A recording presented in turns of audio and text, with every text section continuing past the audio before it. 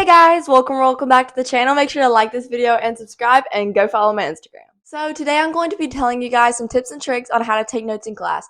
Make sure to stay till number 5 because number 5 will guarantee you good notes in class.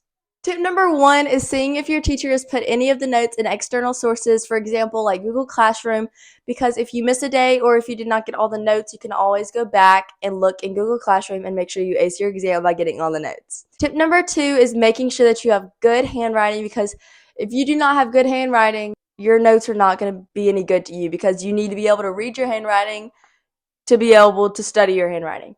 Number 3 is if your teacher is talking, make sure to only write down the key terms that she tells you to write down or that what she really makes a big deal about. And then at the end, you can fill in any questions or any vocabulary words.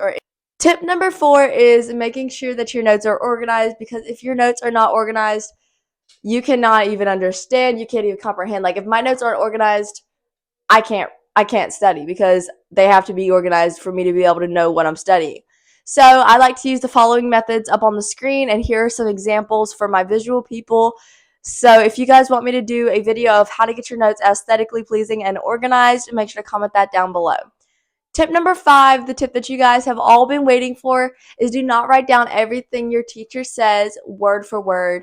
Instead, do this. Take your notes in your own words. This can help you so much, because if you take your notes in your own words, you're actually understanding what the teacher is saying.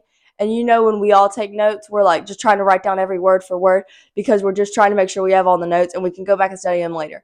No, you need to write them down in your own words so you know what's happening and you can actually understand it when you're studying it later.